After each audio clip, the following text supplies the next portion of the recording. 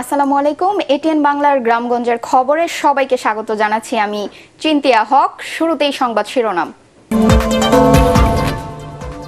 কোরবানির ঈদকে সামনে রেখে পশু লালন পালনে ব্যস্ত নওগাঁর খামারিরা। গোখাদ্যের চড়া দামে এবার ন্যায্য দাম পাওয়া নিয়ে সংশয়। মাচা পদ্ধতিতে বিদেশি জাতের তরমুজ চাষ করে সফল জয়পুরহাটের কৃষকরা। কম খরচে বেশি লাভ হওয়ার আগ্রহ বাড়ছে।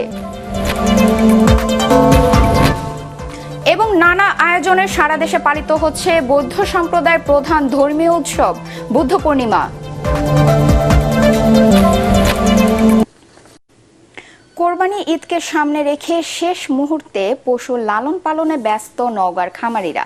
তবে ন্যায্য দাম পাওয়া নিয়ে আছেন শঙ্কায়।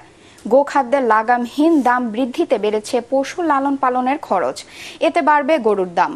এছাড়াও সীমান্ত পথে অবৈধভাবে গরু প্রবেশও ভাবিয়ে তুলছে খামারিদের। নওগাঁ প্রতিনিধি রায়হান আলমের পাঠানো রিপোর্ট জানাচ্ছেন আসিফুর রহমান সাগর।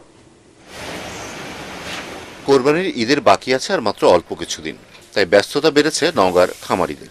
জেলায় প্রায় 34,000 খামারিদের পাশাপাশি গৃহস্থরাও ক্ষতিকর মোটাতাজাকরণের ওষুধ ব্যবহার ছাড়াই স্বাভাবিক প্রক্রিয়ায় পশুপালন করছেন। কিছুদিনের মধ্যে এসব গরু বিক্রির জন্য তোলা হবে বিভিন্ন হাটে। সামনে কোরবানি আসছে, আমরা গরুকে যত্ন করছি, এখান থেকে বিক্রি হয় ভালো ভালো খিরাই।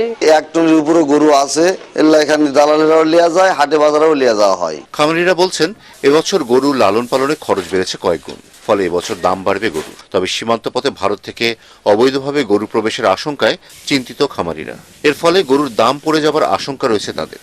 লাভের আশা দূরে থাকুক, তখন খরচের টাকা তোলাই কঠিন হয়ে পড়বে। প্রতি বছর যে খরচ তার থেকে দ্বিগুণ খরচ বেশি এবার, তাই আমরা আশা করতেছি যে প্রতি বছরের তুলনায় এবার যেন গরুর দাম একটু বেশি হওয়ার কথা, না হলে আমরা খামারি মার খেয়ে যাবো। দ্রব্যের দাম বর্তমানে বাজারে খুব বেশি, এই জন্য এবার খুব বেশি রাখতে পারেনি। প্রতি বছর করে আপনি 35-40টা করে আপনার কুরবানি উপলক্ষে গরু রাখা হয়, এবার 20-25টা আপনার আছে। জেলায় চাহিদার তুলনায় পশু বেশি রয়েছে, সেই সঙ্গে সীমান্ত পথে গরু প্রবেশ ঠেকাতে সংশ্লিষ্ট কর্তৃপক্ষের সাথে মিলে প্রয়োজনীয় ব্যবস্থা নেওয়ার কথা জানান জেলা প্রাণী সম্পদ বিভাগ। বিগত কয়েক বছর ধরে সীমান্তে কিন্তু গরু তেমন আসছে না আগের মতো, ফলে আমরা এই ব্যাপারে কঠোর পদক্ষেপ নেব ইনশাল্লাহ।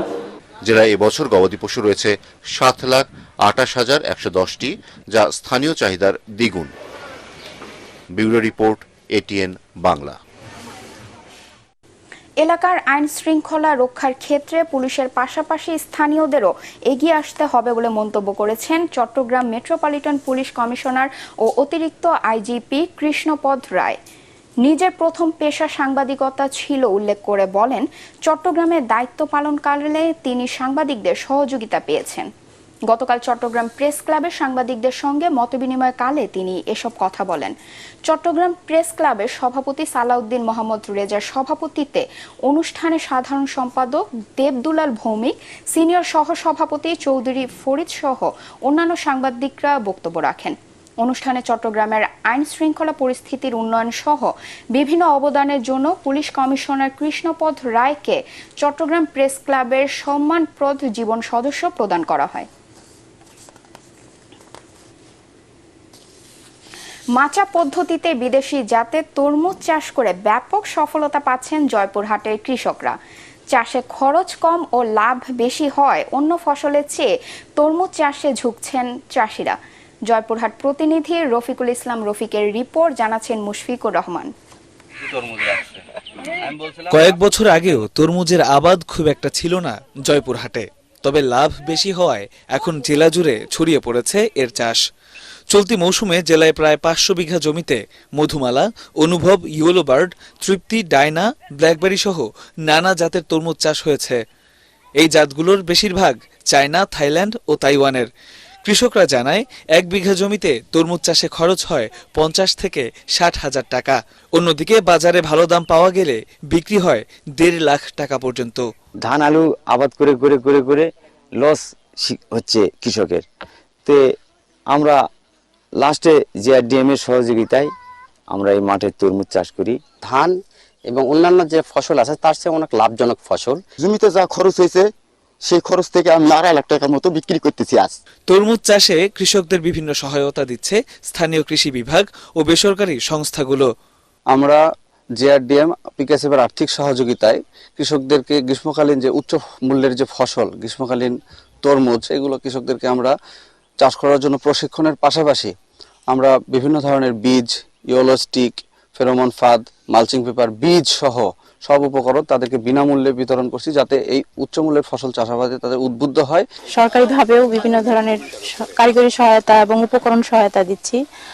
আমাদের মালচিং প্রদর্শনী হচ্ছে তরমুজে। এখানকার উৎপাদিত তরমুজ জেলার চাহিদা মিটিয়ে সরবরাহ হচ্ছে রাজধানী ঢাকা সহ দেশের বিভিন্ন অঞ্চলে। আগামীতে আরো বেশি তরমুজ চাষের আশা করছেন কৃষক ও কৃষি বিভাগ। মুশফিকুর রহমান, এটিএন বাংলা। চট্টগ্রামের কর্ণফুলী নদীর চরে সিটি কর্পোরেশনের বর্জ্য শোধনাগার স্থাপনের পরিকল্পনা বন্ধের দাবি জানিয়েছে পরিবেশবাদী বিভিন্ন সংগঠন। সকালে চট্টগ্রাম প্রেস ক্লাবে নদী ও খাল রক্ষা আন্দোলনের ব্যানারে বিভিন্ন সংগঠনের আয়োজনে সংবাদ সম্মেলনে এ দাবি জানানো হয়। এ সময় আগামী 5 দিনের মধ্যে বর্জ্য শোধনাগার প্রকল্প বাতিলের আলটিমেটাম দেওয়া হয়। অন্যথায় কর্ণফুলী নদী বাঁচাতে চট্টগ্রামের নাগরিক সমাজ আগামী 27 মে সিটি কর্পোরেশন ঘেরাও ও পরবর্তীতে আইনি লড়াই এবং আন্দোলনে নামবে বলে জানান পরিবেশবাদীরা। মুক্তিযুদ্ধ গবেষক বীর মুক্তিযোদ্ধা ডাক্তার মাহফুজুর রহমান, চট্টগ্রাম নদী ও খাল রক্ষা আন্দোলনের নেতা আলিউর রহমান ও সাংবাদিক চৌধুরী ফরিদ সংবাদ সম্মেলনে বক্তব্য রাখেন। এবারের এসএসসি পরীক্ষায় খারাপ ফলাফলের শীর্ষে রয়েছে সুনামগঞ্জের বুলচাঁদ উচ্চ বিদ্যালয়। 58 জন পরীক্ষায় অংশ নিলেও পাশ করেছে মাত্র 9 জন শিক্ষার্থী। এমন ফলাফলে প্রশ্ন উঠেছে শিক্ষকদের মান নিয়ে। শিক্ষকদের দ্বন্দ্ব, পাঠদানে অবহেলার কারণে এই ফলাফল বিপর্যয় বলে মনে করছেন অনেকে। সুনামগঞ্জ প্রতিনিধি পঙ্কজ দের রিপোর্ট, জানাচ্ছেন তামান্না জেনিফার। 1932 সালে প্রতিষ্ঠিত সুনামগঞ্জ শহরের অন্যতম প্রাচীন বিদ্যাপীঠ বুলচাঁদ উচ্চ বিদ্যালয়। শহরের বুকে 2 একর জায়গায় বিশাল মাঠ, খুব কম প্রতিষ্ঠানেরই রয়েছে। প্রতিটি শ্রেণীকক্ষে রয়েছে আধুনিক ব্যবস্থা, আছে ডিজিটাল বোর্ড ও ইন্টারনেট সুবিধা। এত সুবিধার পরেও এবছর এসএসসি পরীক্ষায় জেলায় সবচেয়ে খারাপ ফলাফল এ বিদ্যালয়টির। পাশ করেছে মাত্র 15.5% শিক্ষার্থী। শিক্ষকদের দ্বন্দ্বে ফলাফল বিপর্যয় ঘটেছে বলে মত অনেকের। দীর্ঘদিন ধরে চলা এ দ্বন্দ্ব আদালত পর্যন্ত গড়িয়েছে। করোনাকালীন সময়ে অন্যান্য স্কুলে কিছুটা কেয়ার নেওয়া হয়তো, অ্যাসাইনমেন্ট বা ছাত্রদের আসা যাওয়ার একটা বিষয় ছিল। আমরা এই কাজটাতে বেশ পিছিয়ে ছিলাম। একটা প্রতিষ্ঠান কখন ভালো হয়? তখনই ভালো হবে যখন ছাত্র, শিক্ষক এবং অভিভাবকের সমন্বয়ে যে কোনো কিছু পরামর্শক্রমে করা হয়, তখন কিন্তু এটা সব দিক দিয়ে ভালো হয়। শিক্ষা ও খেলাধুলায় একসময় জেলার অন্যতম ভালো স্কুল ছিল বুলচাঁদ উচ্চ বিদ্যালয়। প্রতিযোগিতা চলত সরকারি জুবিলি উচ্চ বিদ্যালয়ের সঙ্গে। তবে গত কয়েক বছর ধরে ফলাফল নিম্নমুখী। ক্লাসরুমের পেছনের বেঞ্চে জমা ধুলো আর ময়লা দেখে বোঝা যায় অনেকদিন ধরে ক্লাসে আসছে না শিক্ষার্থীরা। কাজ করে তাদের সংসারে বার পোষণ করতে হয়, অনেকের বাবা নাই, গরিব ফ্যামিলি মানুষ, তাদের কাজ হয়ে খেতে হয়, তাই তারা স্কুলে আসতে পারে। ফলাফল খারাপ হবার পেছনে করোনা মহামারীকে দুষলেন প্রধান শিক্ষক। যদিও পাঠদানে শিক্ষকদের আন্তরিকতার অভাবের কথা জানালেন ম্যানেজিং কমিটির সভাপতি। 8 পড়া নেই, কেউ নাই, 7 পড়া নেই, 9 পড়া নেই। আর এখানে প্রান্তিক জনগোষ্ঠীর মানুষ বাচ্চারাই পড়ে। আপনার খোঁজ খবর নেওয়া দেখুন, অনেকে হোটেলে কাজ করে, দোকানে কাজ করে, ঠেলা বায়, রিক্সা বায়। শিক্ষকগুলা যারা নিয়োগ হয়েছে তাদের মধ্যে ঠিক উন্নত মানের শিক্ষক এখানে নিয়োগ পাইছে বলে আমার মনে হয় না। এ বিষয়ে শিক্ষকদের জবাবদিহিতার আওতায় আনার কথা জানিয়েছে জেলা শিক্ষা অফিস। যার যার বিষয় অন্তপক্ষে ফেল করছে তাদেরকে নিয়ে আমরা বলছি যে আপনি কি চান, আপনার সাবজেক্টে ফলাফল বিপর্যয় কেন বিপর্যয় করতেছে, আপনি প্রশাসনকে কেন অবহিত করলেন না? শিক্ষার্থীদের অনুপস্থিতির দায় এড়াতে পারে না সংশ্লিষ্টরা, এমনটাই মনে করছেন স্থানীয় শিক্ষানুরাগীরা। তাদের মতে বিদ্যালয়ের ঐতিহ্য ফিরিয়ে আনতে পরিচালনা কমিটি ও প্রধান শিক্ষকের দায়িত্ব পালন করতে হবে আরও আন্তরিকতার সাথে। Bureau report, ATN Bangla. প্রশাসনের বেঁধে দেওয়া সময়সূচি অনুযায়ী আজ থেকে নওগাঁর বাগানগুলো থেকে গুটি জাতের আম পাড়া শুরু হয়েছে। এছাড়া জেলা প্রশাসনের সিদ্ধান্ত অনুযায়ী 30 মে থেকে গোপালভোগ, 2 জুন থেকে ক্ষীরসাপাত ও হিমসাগর, 5 জুন থেকে নাগফজলি, 10 জুন থেকে ল্যাংড়া ও হাড়িভাঙা এবং 20 জুন থেকে আম্রপালি সহ পর্যায়ক্রমে বিভিন্ন জাতের আম পাড়া হবে। তবে নির্ধারিত সময়ের আগে যদি কোনো বাগানে আম পেকে যায় তাহলে চাষিরা সেগুলো নামাতে পারবেন। সেক্ষেত্রে বিষয়টি উপজেলা প্রশাসনকে জানাতে হবে। এবছর নওগাঁ জেলায় 33,300 হেক্টর জমির বাগানে আম চাষ হয়েছে। এ থেকেই 2,500 কোটি টাকার আম বেচা কেনার আশা করছে কৃষি বিভাগ। নানা আয়োজনে সারা দেশে পালিত হচ্ছে বৌদ্ধ সম্প্রদায়ের প্রধান ধর্মীয় উৎসব বুদ্ধ পূর্ণিমা। চট্টগ্রামে এ উপলক্ষে সকাল থেকে প্রার্থনা সহ ধর্মীয় নানা আচার শুরু হয় নগরীর নন্দনকানন বৌদ্ধ মন্দিরে। বিভিন্ন বয়সী বিপুল সংখ্যক নারী পুরুষ প্রার্থনায় অংশ নেন। এছাড়া বুদ্ধ পূর্ণিমা উপলক্ষে নগরী ও জেলার অন্যান্য বৌদ্ধ মন্দিরগুলোতে আলোচনা সভা ও ধর্মীয় নানা অনুষ্ঠানের আয়োজন করা হয়।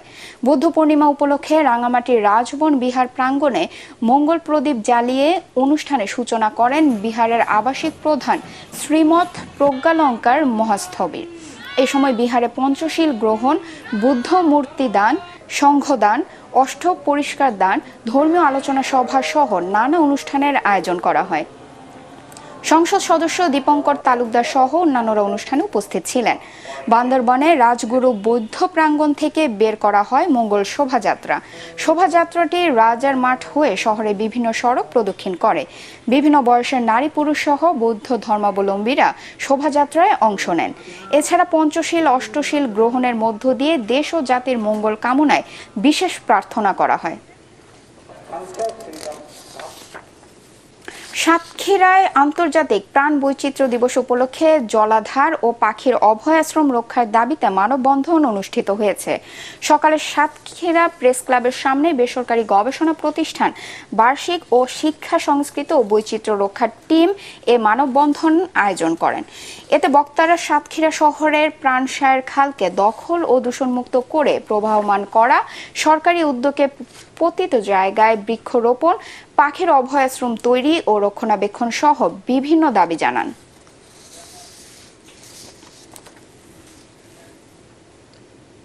পরবর্তী সংবাদ দেখার আমন্ত্রণ জানিয়ে এখনকার মতো শেষ করছি গ্রামগঞ্জের খবর।